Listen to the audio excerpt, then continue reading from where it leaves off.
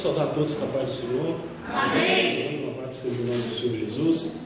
Nós estamos felizes aqui nessa noite de estarmos com os irmãos pela segunda vez. E eu quero desde já pedir oração pela minha esposa, a irmã Néia. Não pôde estar conosco ainda. Minha esposa está se recuperando de uma cirurgia, irmãos. É 30 dias de repouso absoluto, portanto ela não está podendo me acompanhar, né? Não sou do pregador que ando sozinho, né? Geralmente costumo trazer a minha esposa, mas ela não pode estar porque ela está encamada. Mas ela mandou um abraço aos irmãos, mesmo não conhecendo, tá certo? Preparando Deus uma oportunidade, ela estará aqui com os irmãos, tá bom? Mas eu estou justificando, ore por ela para que ela possa se recuperar o mais rápido possível, tá certo? Quero pedir oração também pela família Shed, porque o pastor Russell Shed faleceu, tá certo? Não sei se os irmãos conhecem o pastor Russell Shed, mas um grande guerreiro na seara do mestre descansa no Senhor. É uma grande perda ao reino, né? Uma grande autoridade, um grande especialista, estudioso da palavra de Deus, especificamente no Novo Testamento, um homem que eu tive como referência nos meus primeiros anos de estudos teológicos e bíblicos, mas Deus aprove levá-lo para a sua glória. Então ore pela família Shed, para que o Espírito Santo possa confortar a família, não é? Porque nós sabemos que uma perda nunca é algo que venha, na verdade, nos trazer alegria, né? Então que Deus possa ajudar esta família em nome de Jesus. E irmãos, eu quero aqui nessa noite, da oportunidade que é nos dada, eu quero ministrar a palavra que se encontra no Novo Testamento, na epístola de Judas.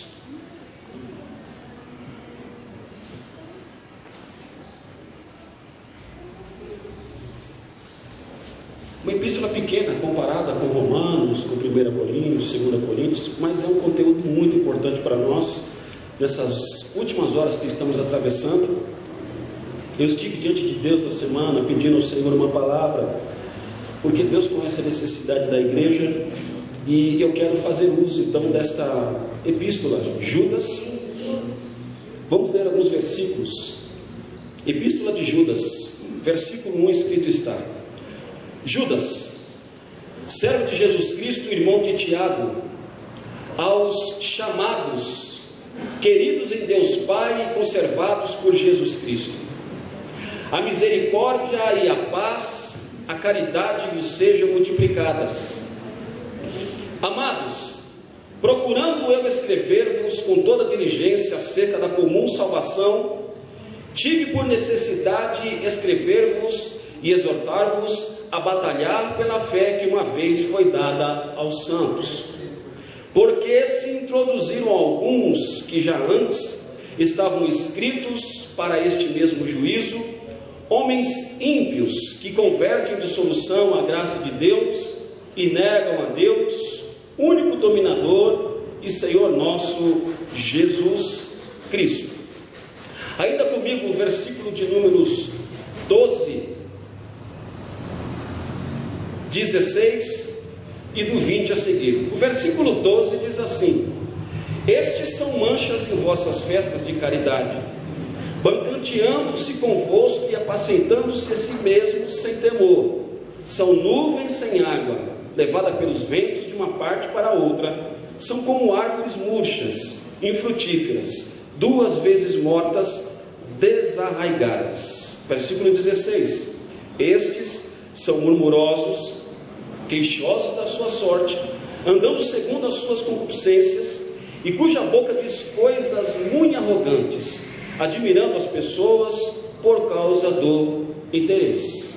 Versículo 20 a seguir diz assim: mas vós, amados, edificando-se a vós mesmos sobre a vossa santíssima fé, orando no Espírito Santo, conservai a vós mesmos na caridade de Deus, esperando a misericórdia de nosso Senhor Jesus Cristo para a vida eterna. E apiedai-vos de alguns que estão duvidosos, e salvai alguns, arrebatando-os do fogo. Tendes deles misericórdia com temor, aborrecendo até a roupa manchada da carne. Ora, aquele que é poderoso para vos guardar de tropeçar e apresentar-vos irrepreensíveis com glória perante a sua glória, ao único Deus, Salvador nosso, por Jesus Cristo, nosso Senhor, seja glória e majestade, domínio e poder, antes de todos os séculos, agora e para todo o sempre. Amém. Meus irmãos, quando nós começamos a estudar o Novo Testamento, nós começamos a ver que os 27 livros que foram escritos pelos apóstolos do Senhor, homens que tiveram de Deus a revelação e a inspiração, e quando nós começamos a estudar esses 27 livros, é muito interessante que esses 27 livros eles foram compostos e escritos num período histórico aonde a igreja que fora comprada com Jesus pelo seu sangue derramado na cruz, essa igreja que foi instituída em Atos capítulo 2, no dia de Pentecostes, esses livros foram escritos num período onde esta igreja amada de Deus estava vivendo debaixo de intensas perseguições. Esta igreja era perseguida internamente e ela era perseguida externamente.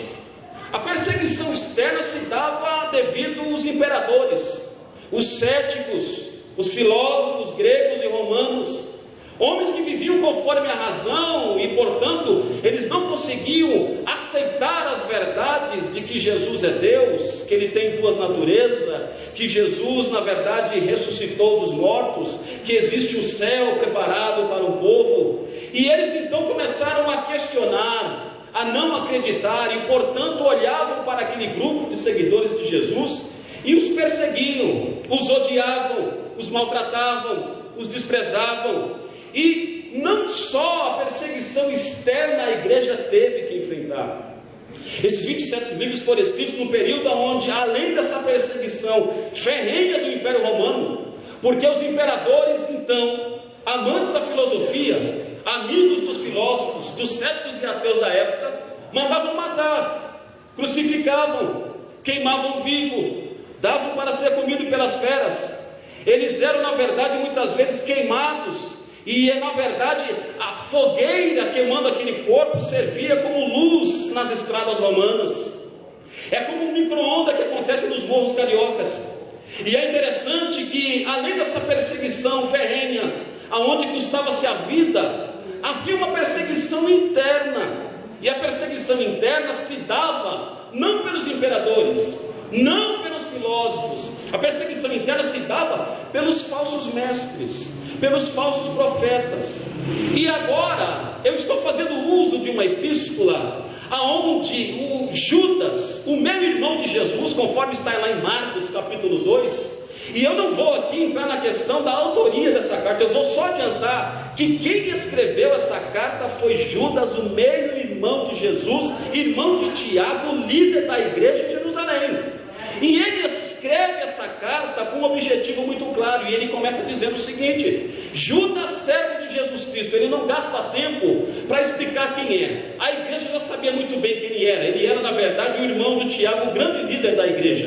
E ele diz: sou eu, Judas, servo de Jesus Cristo, aos chamados, queridos em Deus Pai e conservados por Jesus Cristo. Para quem Judas está escrevendo? Ele está escrevendo aos chamados. Eu quero te dizer uma coisa nessa noite: você é chamado por Deus, você é a igreja de Jesus, nós fomos chamados, e Judas está escrevendo aos chamados. É por isso que esta epístola é conhecida como uma epístola universal, porque ela serve tanto para mim, para o pastor Marcos, para o pastor Euclides, para a nossa irmã, para o meu irmão, para o Brasil, para a China, para a América Latina, para onde estiver um cristão, seguidor de Jesus, lendo essa epístola, Deus está falando com ele. Essa epístola universal é aqui, é lá, acolá e além, é aos chamados. E Deus chamou a igreja, e a igreja ela está espalhada pelo planeta, ela é uma igreja universal, e portanto essa epístola tem uma palavra para nós.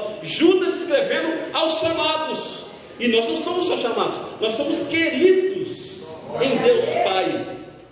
E não só isso, além de chamados e de queridos, estamos sendo conservados por Jesus Cristo. Essa epístola para quem que é? É para os chamados, é para os queridos e é para os conservados por Jesus Cristo. Tudo isso é você, chamado, querido e conservado. Eu só estou pregando aqui porque Jesus tem me mantido de pé, Ele tem me conservado.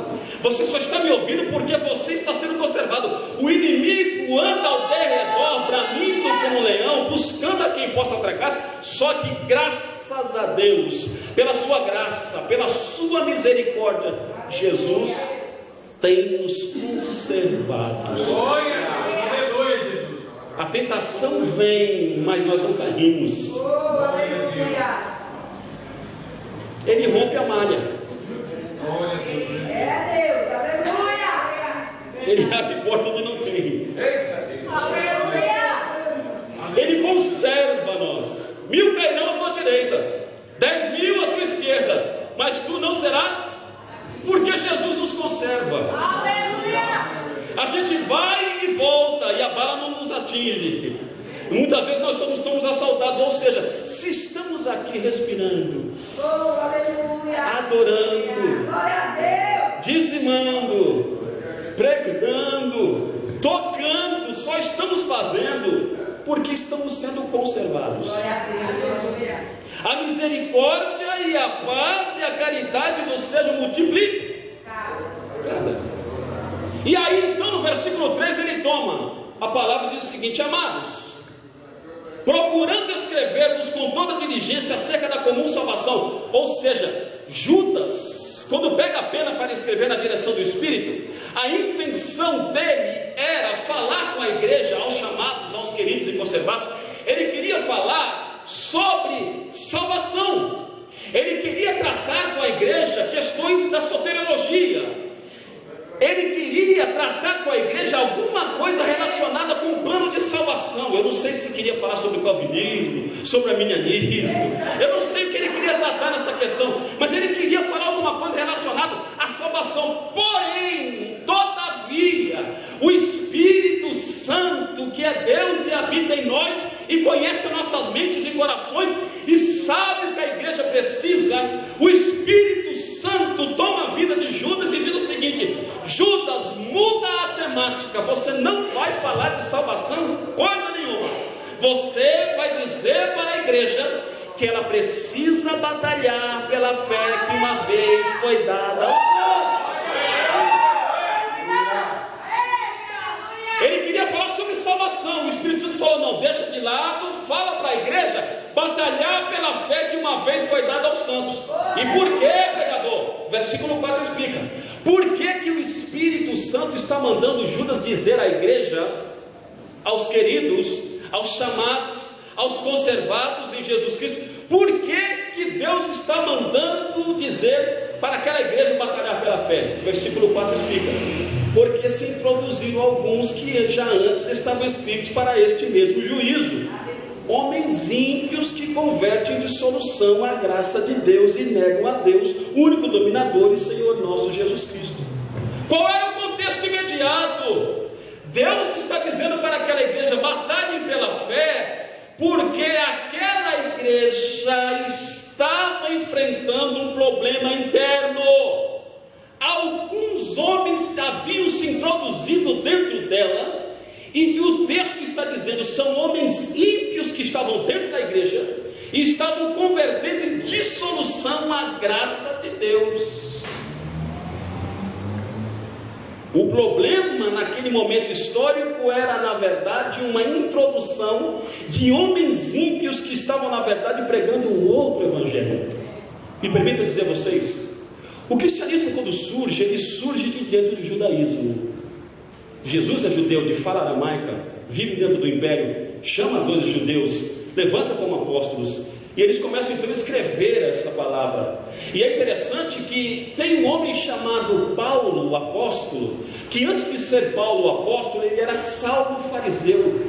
E diz lá em Atos, principalmente a carta de Atos, que esse Saulo, ele perseguia a igreja intensamente. E ele, na verdade, o fazia porque ele achava que, perseguindo aquele grupo, ele estava fazendo a vontade de Deus, porque ele era um religioso, ele era um fariseu, ele foi criado aos pés de Gamaliel, ele na verdade entendia muito de Antigo Testamento, um doutor da lei, um homem religioso que não vivia em adultérios, ele não vivia em fornicação, ele não vivia em bebedice, ele não vivia em calúnias, ele era um religioso extremamente zeloso da lei, ele era fariseu de fariseu, muito zeloso, e achava que estava servindo a Deus. Quando ele ouve dizer que está se levantando um grupo, seguidores de Jesus de Nazaré, também chamado de nazarenos, ou de cristãos, diz o texto que ele começa a perseguir essa igreja, e todos vocês sabem, aqueles que leem o Novo Testamento sabem muito bem a perseguição que ele trava. Mas só que lá em Atos, capítulo de número 9, Jesus, o dono da igreja, tem um encontro com esse homem, ele na verdade agora cega esse homem por 3 dias, depois ele faz esse homem enxergar novamente, e agora batiza esse homem, transforma esse homem, faz dele um apóstolo, e agora Paulo, ele é levantado para ser um proclamador. E é muito interessante que nós vemos logo no Atos, capítulo 15, uma grande controvérsia no meio da igreja. O cristianismo está surgindo com grande força. Jesus morreu, ressuscitou, está agora à direita de Deus Pai. Essa igreja continua a obra de Deus. Só que tem, porém, os judeus da época, o judaísmo da época não entendeu as doutrinas reveladas pelos apóstolos e nem os ensinamentos de Jesus. E portanto, os seguidores de Jesus eram vistos logo no seu início como uma seita surgida de dentro do judaísmo.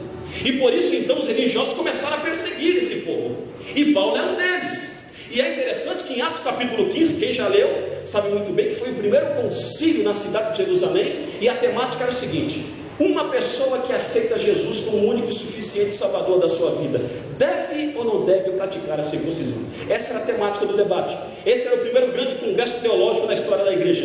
E então teve toda uma discussão e chegaram-se à conclusão: todos aqueles que aceitam a Jesus como Senhor e Salvador das suas vidas não precisam mais praticar a circuncisão. A igreja, ela está sofrendo perseguição porque ela está sendo incompreendida pelos religiosos da época. Jesus foi perseguido e morto na cruz não só por gregos e romanos, mas também pelos religiosos da época. Quem matou Jesus na cruz foram os romanos, os gregos, os fariseus, os saduceus, os essênios e os zelotes. Ou seja, os gregos, os romanos e os judeus mataram Jesus na cruz. Os gregos mataram Jesus na cruz porque achavam que ele era na verdade um homem sem sabedoria nenhuma, era na verdade uma pessoa que estava perturbando a paz na cidade da Grécia. Os romanos o mataram porque achavam que ele era na verdade um perturbador político, e os ensinos dele estavam na verdade corrompendo a paz romana. E os judeus o mataram na cruz porque o viam como um herege.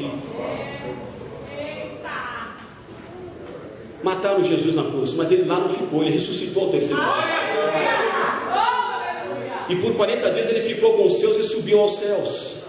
Mas ele não foi compreendido, mas ele foi embora, e essa igreja que se inicia continua sofrendo a mesma incompreensão da qual o seu mestre teve.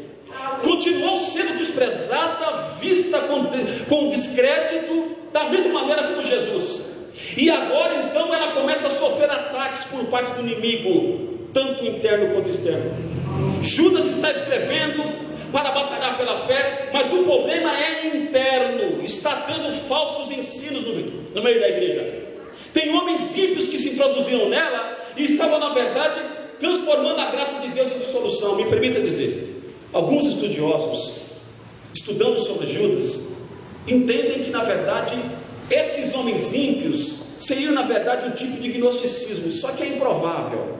D.A. Carson, uma das maiores autoridades do Novo Testamento, vai dizer que isso é improvável, Cris. É improvável porque o gnosticismo historicamente surgiu a partir do século 2, 3 e 4. Essa carta é datada do ano 90, 96 depois de Cristo. Portanto, Judas não pode estar falando sobre um tipo de gnosticismo que surge dentro dessa igreja. Judas está falando, na verdade, contra um falso ensinamento chamado de antinomianismo. Ou seja, quem já leu aqui a carta de Paulo aos Romanos, capítulo de número 6 de Romanos, Paulo vai dizer o seguinte: olha, pelo fato, eu vou parafrasear, pelo fato de vocês estarem vivendo agora conforme a graça de maneira nenhuma vos permite viver uma vida de pecado. alguns judeus estavam se convertendo à fé cristã e estavam pensando assim: como é que é o ensino? Jesus é o Salvador? Amém. Ele é o Cristo? Amém. Ressuscitou no terceiro dia? Creio. Agora é graça? É graça? É graça. Eu sou judeu, vivia conforme a lei. Você está me dizendo agora que eu aceitei Jesus, agora é graça? É graça. E aí eles começaram a pensar o seguinte: então quer dizer que não viu mais segunda lei, agora é segunda graça? Aí eles começaram a achar que pelo fato de não estarem mais na lei e agora na graça, eles podiam viver de qualquer maneira. E em Romanos capítulo 6, Paulo vai dizer: a graça não permite ninguém viver uma vida absoluta. O texto está dizendo que os homens ímpios convertem dissolução à graça de Deus. Ou seja, eram judeus que vieram do judaísmo, adentraram a fé cristã, não entenderam a graça, e eles então começaram agora a transformar a graça de Deus em dissolução. A palavra dissolução do grego, a conotação é a seguinte: é quando na verdade eu destruo os valores. Converter o evangelho em algo dissoluto é fazer o evangelho light, sem cruz, sem lágrimas, sem renúncia. É aquela ideia: vem e fique como está. Cristo amado. Quando eu começo a pregar no tipo de evangelho assim: vem, Jesus te ama, e Ele te ama tanto que você pode ficar do jeito que Ele só quer o teu coração. Eu estou convertendo a graça de Deus em dissolução. Eu estou pregando um outro evangelho. Eu estou descaracterizando a graça de Deus. Graça significa favor imerecido, ou seja, a cruz que era tua e minha, Ele tomou no nosso lugar. E isso foi por favor, você não merecia. Só que quando Ele tomou aquela cruz e Ele morreu no meu, no seu lugar, agora Ele diz o seguinte: eu tomei, tu estás justificado. Eu te justifico, o meu sangue te purifica de todo o pecado. Todavia, porém, contanto, a partir de agora, queres andar comigo? Tome a sua cruz e siga-me. Renuncie-se a si mesmo. Sai do mundo. Abandona o pecado. Para com o adultério.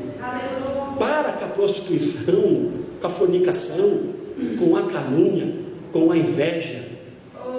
Agora, a graça de Deus não nos torna pessoas dissolutas, muito pelo contrário. A graça de Deus, por ser poderosa, ela nos santifica, nos regenera, nos justifica e nos capacita. Agora, os homens ímpios estavam dentro da igreja, fazendo da graça algo dissoluto, ou seja, transformando o sagrado em algo comum. Quer ver o tipo de dissolução? Aleluia. É essa. Você já viu os cultos? Tem alguns cultos que a gente vai pegar, pastor, e a gente chega lá, o pastor fala assim: vamos orar. Aí o crente dobra o joelho e fica mascando chiclete na hora da nossa oração. Quando não, ele está vendendo Avon, né? A igreja está orando, ele está de joelho dobrado. Isso é profanação. Isso é transformar a graça de Deus em algo absoluto. O culto parece que não é culto, ou seja, o culto é um momento sagrado, porque é um momento que eu me apresento diante do Todo-Poderoso. É o momento que eu venho prestar o meu bem. Eu não venho prestar qualquer coisa. Então é um momento único, e talvez esse seja o último momento que nós temos. E portanto não é um momento qualquer. Eu não estou na sala da minha casa. Esse momento aqui é um momento especial. Agora, quando eu entro aqui, entro de qualquer maneira, eu estou transformando a graça de Deus em dissolução. E esses homens aqui, eles estavam vindo para o evangelho, para o cristianismo, mas agora a lei era muito rígida: olho por olho, dente por dente. Adulterava, era apedrejado. Só que Jesus disse: olha, vai e não peques mais. Aí começaram a achar que a graça agora dava direito a eles de viver uma vida de qualquer maneira. E era isso que estava acontecendo nesse período histórico. Esses homens ímpios estavam dentro da igreja, vivendo uma vida sem santidade, sem renúncia, sem cruz. E olha só como Judas os descreve. Como são esses homens ímpios? Versículo de número 10. Estes, porém, dizem mal do que não sabem, e naquilo que naturalmente conhecem como animais racionais se corrompem. Ou seja, uma das características dos homens ímpios do tempo de Judas era que eles falavam mal daquilo que eles não sabiam. Esses homens ímpios falavam mal dos apóstolos. Já leram 2 Coríntios, capítulo 11?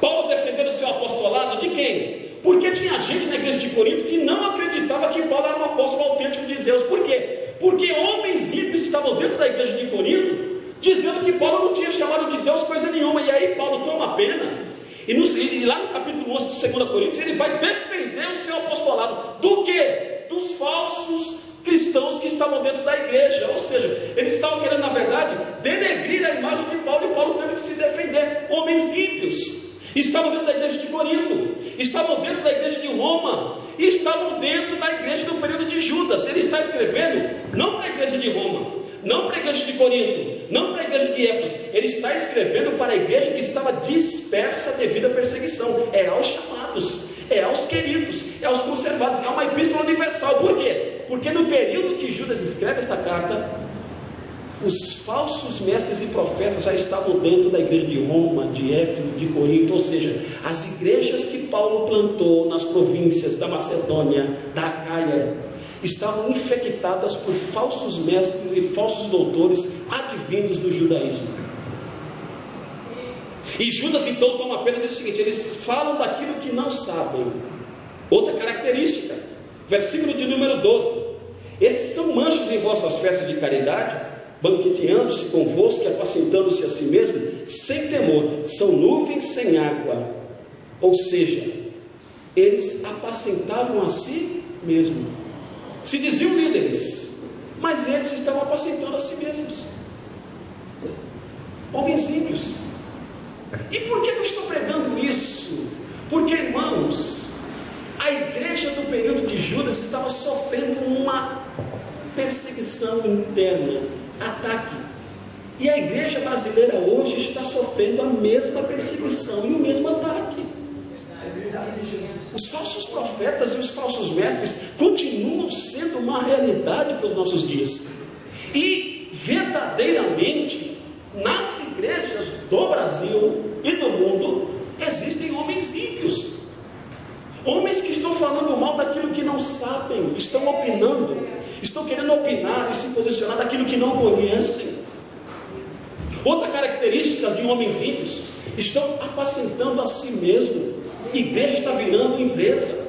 Estão abrindo igreja para ganhar dinheiro, pastor. Pequenas igrejas, grandes negócios. Homens que apacentam a si mesmos.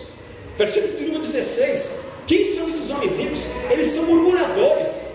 Eles murmuram. Quando Deus age, eles reclamam. Quando Deus faz, eles não acham bom. Eles murmuram, são murmuradores. São queixosos da sua sorte, andando segundo as suas concupiscências. Tem pessoas que estão dentro da igreja, mas ela não se admite ser pastoreada, pastor. Ela quer fazer do jeito dela. Eu nasci assim, eu cresci assim, eu vou morrer assim. É o espírito da Maria, da Gabriela, né? Eu nasci assim. Não, pastor, não permita. Eu sou assim, o senhor tem que me aceitar assim. Eu vou fazer assim. Ninguém tem nada a ver com a minha vida. Isso é mentira, irmãos. Nós somos uma igreja. A tua dor é minha dor, a tua alegria é minha alegria. Chorar é dos que choram, se alegrar é dos que se alegram. Então, quando a gente chega na igreja, não é mais a minha vida, agora é a nossa vida. Não é o meu Deus, é o nosso Deus. Não é o meu Jesus, é o nosso Jesus. E tem pessoas que querem chegar na igreja e tem que ser do jeito dela. E o pastor tem que aceitar do jeito dela. Quer dizer, não pode se aplicar a palavra, não pode se pregar, porque quando se faz isso, começa a murmuração. Começam a ficar queixosos, reclamando da sorte. Então nós temos que identificar por que tanta reclamação e murmuração. Às vezes é sinal de impiedade.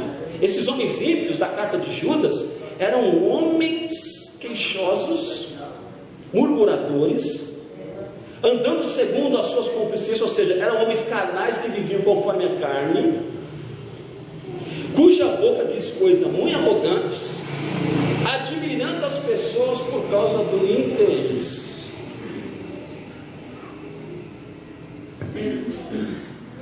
Entende, irmã?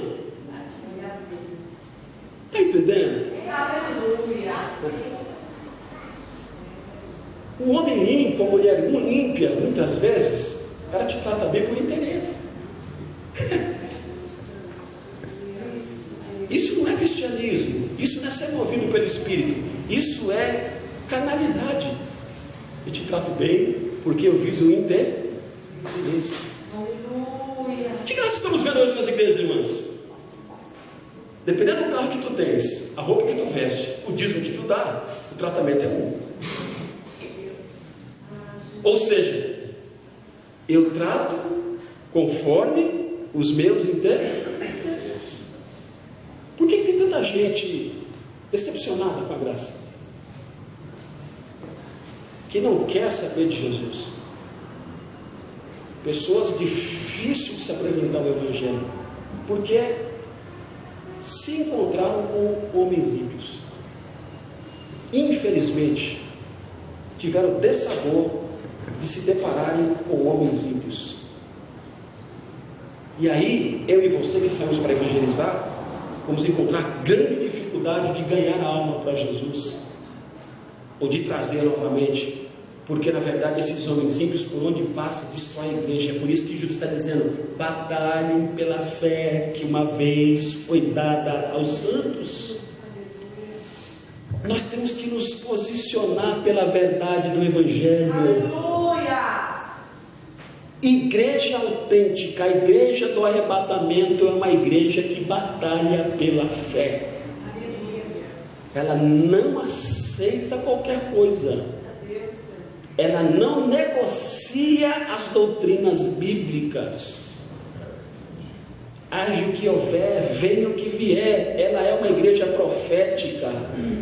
Por que é profética? Porque o profeta, ele na verdade, se necessário for, morre, mas só entrega o que Deus manda. Uma igreja profética, ela só fala o que Deus manda.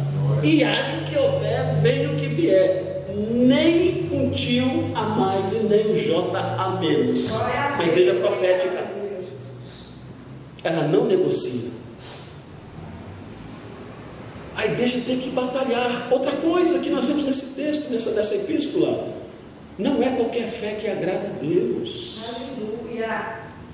Judas está escrevendo pela direção do Espírito Santo, dizendo: batalhe pela fé. Essa igreja estava tendo um ataque de homens ímpios que estavam dentro dela, corrompendo a graça de Deus. Ou seja, estava tendo uma mistura dentro desta igreja.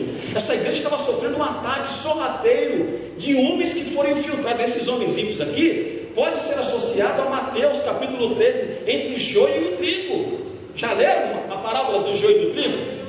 O trigo e o joio nascem juntos. Mas quando é que o joio nasce? Quando os homens dormem. Quando os homens dormem, vem um e semeia o joio, ele cresce junto. Nós não podemos dormir, irmãos. Nós temos que estar acordados. Desperta tu que dormes e Cristo te esclarecerá. Nós temos que batalhar pela fé. Não é qualquer fé que salva. Por exemplo, deixa eu me embasar aqui, Romanos capítulo 10, versículo 1. Os fariseus e os saduceus achavam-se representantes de Deus na terra. Quando eu leio Paulo escrevendo aos Romanos, capítulo 10, ele diz o seguinte: quem pode ler para mim? Romanos 10, 1.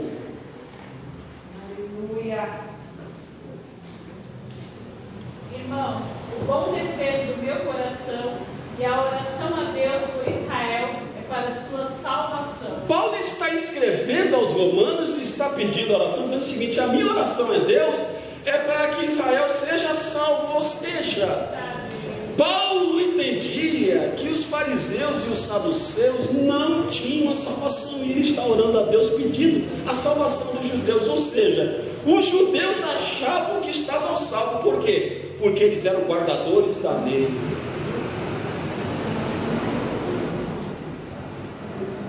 O publicano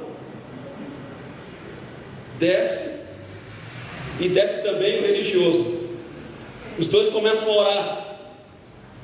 O religioso diz assim: Deus, eu não sou como este, eu dou o dízimo de tudo que eu tenho, eu não adultero, eu vou ao templo. O outro diz o seguinte: tem misericórdia de mim, tem misericórdia de mim. Quem desceu justificado dessa oração?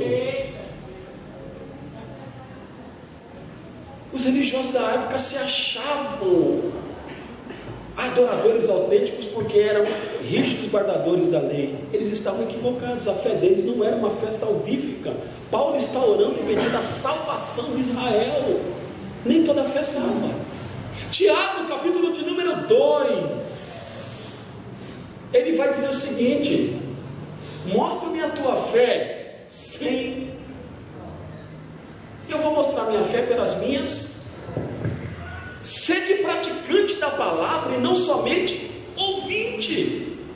Tiago está escrevendo a um público que está, na verdade, perdendo as características da verdadeira fé. Ouviam, mas não estavam cumprindo. Já leram Isaías, o texto que o pastor leu, o profeta Isaías, o profeta messiânico. Capítulo 1 de Isaías, Deus começa usando Isaías dizendo o seguinte: eu já estou farto do sacrifício desse povo. Eu não aguento mais essas solenidades desse povo. Lavai-vos, purificai-vos. Ou seja, no período de Isaías, aquele povo estava praticando os rituais da lei, mas não havia mais essência do amor de Deus. Faziam os rituais no templo, só que Deus estava farto daquele tipo de liturgia, porque era algo formal, e Deus usa o profeta dizendo o seguinte: parem com isso, antes de fazer isso, sejam santos, sejam purificados. E Tiago está escrevendo lá no capítulo 2 a mesma coisa. Percebam, irmãos, no Antigo Testamento, Israel, ele falhou na missão, eles apostataram, se misturaram, se corromperam. E no Novo Testamento nós vemos uma igreja criada por Jesus, fundada por Ele, uma igreja que teve que enfrentar o falso, teve que enfrentar o engano. E como é que faziam isso? Batalhando pela fé. Quem aqui me ouve nessa noite e deseja combater o erro, combater o falso, andar na verdade, você travará uma batalha pela fé. E Judas está nos chamando a isso. Qual é a vontade de Deus na epístola de Judas para nós? Precisamos batalhar pela fé que uma vez foi dada aos santos. Por quê? Porque onde há verdade há mentira. E a igreja do arrebatamento, a igreja triunfante, a noiva de Cristo, a imaculada, a produtiva, a evangelística, a missionária, ela é uma igreja que combate o mal. Eita Deus, aleluia. Quem tomar essa decisão de viver a epístola de Judas, porque você não é obrigado a acatar o que eu estou pregando, a palavra está sendo pregada, mas pôr em prática é uma coisa entre você e Deus. Eu não sou avivalista, né? Que é uma frase muito errada, porque quem aviva é Deus, não sou eu. Não existe avivalista na igreja. O avivalista é Deus, e Deus aviva quando a gente se submete à palavra dele. Glória a Deus. Aleluia. Quem se posicionar para cumprir o que Judas disse, vai sofrer. Eu não vou te enganar aqui nessa noite. Aqueles que querem viver piamente em Cristo Jesus padecerão perseguidos. Os apóstolos foram homens de sofrimento. Jesus, o Messias, foi homem de dores. Isaías 53. Quem foi Paulo? Depois de Jesus, o maior teólogo e missionário que o cristianismo conheceu. Um homem de dores. Já leram o texto do seu apostolado? Açoite. Qual é o currículo? Meu Deus. Açoite. Prisões. Pedradas. Esbofeteado. Jejum. Esbofeteado. Esse é o currículo do verdadeiro apóstolo. Um homem que autenticamente batalhou pela fé que uma vez foi dada aos santos. Deus essa noite está te conclamando: meu filho, minha filha, eu quero que você batalhe pela fé que uma vez foi dada aos santos. Porque depois você pode ler na sua casa essa epístola toda. Ele vai começar a dizer: esses homens ímpios aqui que se levantaram nessa igreja aqui, eles são na verdade como Sodoma e Gomorra. Versículo de número 7 vai dizer: assim como Sodoma e Gomorra e as cidades circunvizinhas, que havendo se corrompido como aqueles e ido após outra carne, foram postas, por exemplo, sofrendo a pena do fogo eterno. Ele começa a dizer o seguinte: assim como Deus destruiu os murmuradores que saíram do Egito, assim como Deus tratou com Sodoma e com Gomorra, assim como Deus tratou com os anjos. Versículo 6, quem pode ler para mim? Versículo 6. Olha o que vai acontecer com esses homens ímpios. É Judas dizendo: esses homens ímpios que estão perturbando a igreja, olha só o que diz a palavra. Versículo 6, quem pode ler para mim? E aos anjos que não guardaram o seu principado, mas deixaram a sua própria habitação, ele os tem reservados em prisões eternas, na escuridão para o juízo do grande dia. Ele diz o seguinte: está vendo esses homens ímpios aí? Assim como Deus tratou com os murmuradores na saída do Egito, assim como Deus tratou com os anjos que não guardaram a sua posição, assim como Deus tratou com Sodoma e Gomorra, Deus vai tratar com esses homens também. Ele está dizendo para a igreja o seguinte: vocês podem ficar tranquilos, porque esses homens ímpios aí, que estão convertendo de solução à graça de Deus, assim como Deus tratou com o murmurador, assim como Deus tratou com os anjos rebeldes, e assim como Deus tratou com os promíscuos sodomitas, Deus vai tratar com esses homens também. Pode ficar tranquilo. Versículo de número 11, lê para mim. 11. Ai deles, Diz Deus, entrarão pelo caminho de Caim, movidos e ganando, foram levados pelo erro de Balaão.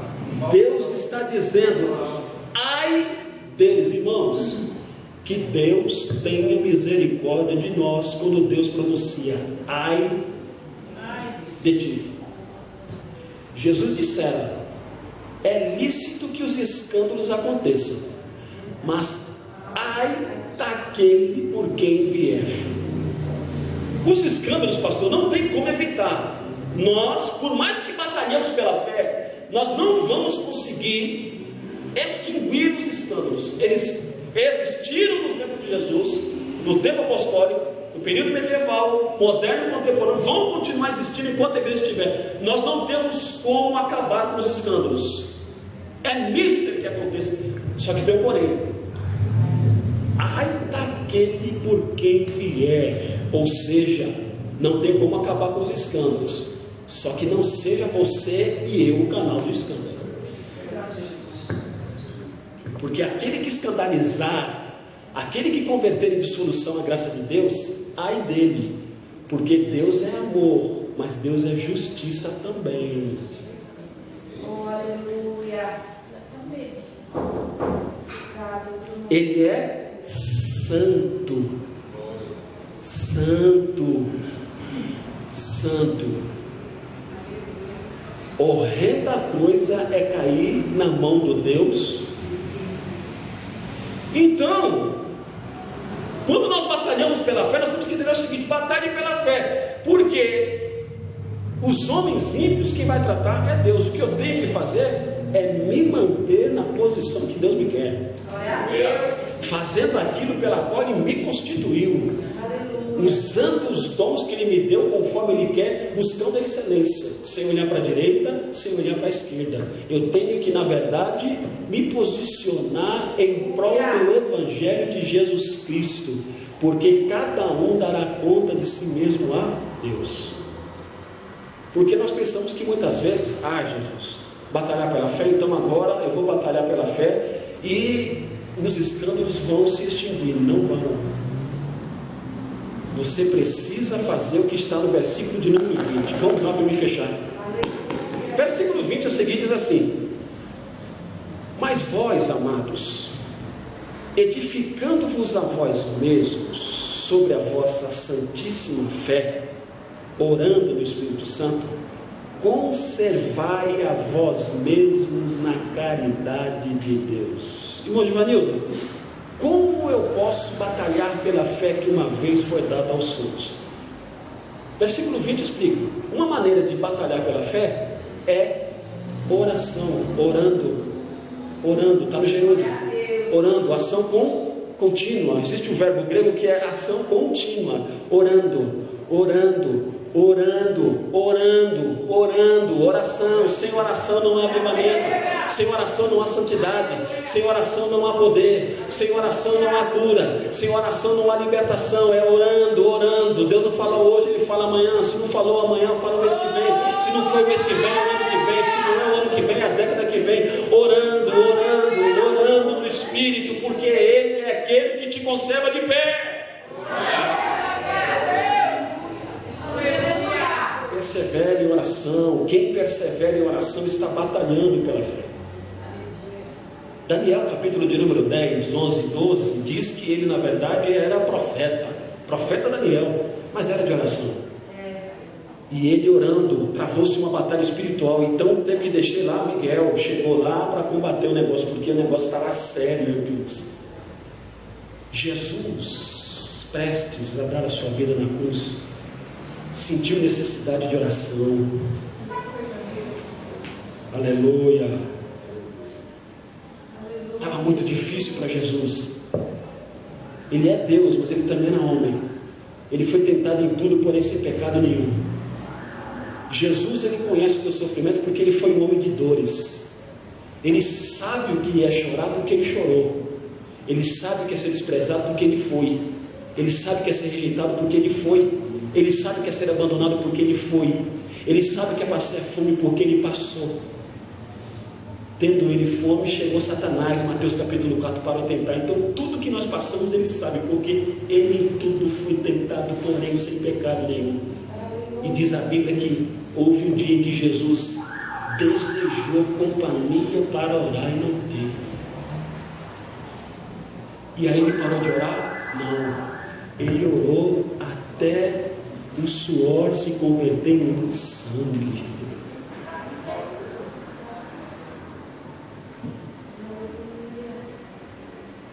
Estava necessitado como homem de companhia, não teve, mas ele seguiu a sua trajetória. Não quiseram orar com Jesus, dormiram, mas ele continuou orando no Espírito.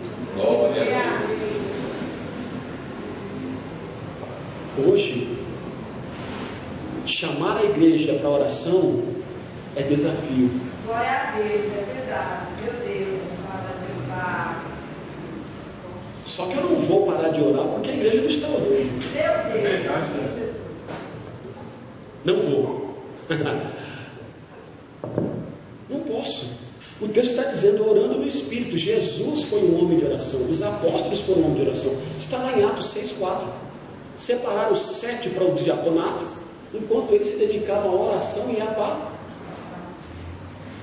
Deixa eu dizer uma coisa para você. Não haverá autêntico evangelho sem 2 remos. Calvino dissera uma frase em latim: orare et labutare. A vida cristã autêntica se resume em orare, ou seja, é o termo latim oração. Você quer ser um cristão autêntico? Um autêntico seguidor de Jesus tem que ser um homem e uma mulher de oração, orar sem cessar, orando. Mas não é só isso, é um remo.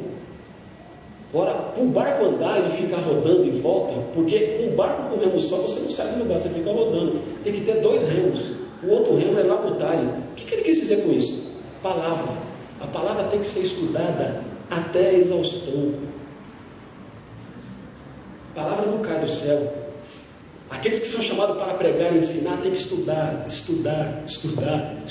demanda estudo, labuta. O ministério da palavra tem que ter estudo, pesquisa, e isso, pastor, leva tempo, tem que ter tempo, tem que ter disponibilidade para a gente, na verdade, chegar, dar um estudo, pregar, mas tem o tempo. Primeiro, antes da pregação e do ensino, antecede oração, jejum e estudo da palavra. Tem gente querendo pregar e ensinar que não é de oração, não é de jejum e quer fazer a igreja se movimentar. Aí fica esse negócio, você levanta a mão para o Senhor. Eu não vim aqui te emocionar, meu irmão.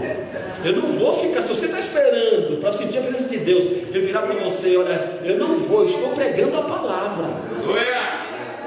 Eu não sou animador de plateia.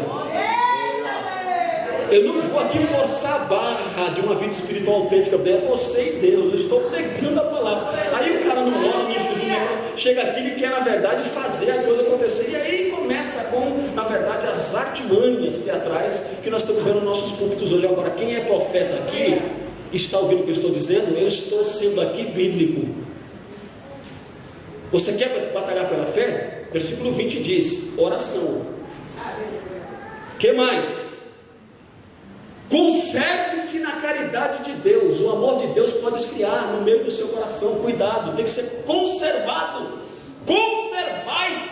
Aleluia! A vós mesmo na caridade de Deus. Ou seja, conservai. Você precisa manter o amor de Deus no seu coração. Porque se a gente não tomar cuidado, a gente esfria na fé. Então como é que eu batalho pela fé? Não deixando o primeiro amor morrer. O amor de Deus no meu coração não vai morrer. Eu sou aquele que ama a Deus e ama o meu próximo. E portanto, venha o que vier, pastor, eu amo a Deus e amo o próximo. Eu estou conservando o amor de Deus. Muitos perderam. Amavam, não amam mais. Por quê? Não conservaram o amor de Deus nos seus corações. Quer batalhar pela fé? Conserve o amor de Deus. O inimigo, ele vai fazer de tudo para esfriar você espiritualmente. A intenção dele é te tirar do centro da vontade de Deus. E como é que ele faz isso? Às vezes, ele não te arrasta de vez para o mundo. Ele mata você aqui dentro. Eu vou dizer aqui o que Deus está dizendo para você. Escute, minha filha. Meu filho, conserve-te no amor de Deus. Cuidado com a tua vida espiritual. Porque existe um câncer que só dá em crente: apostasia.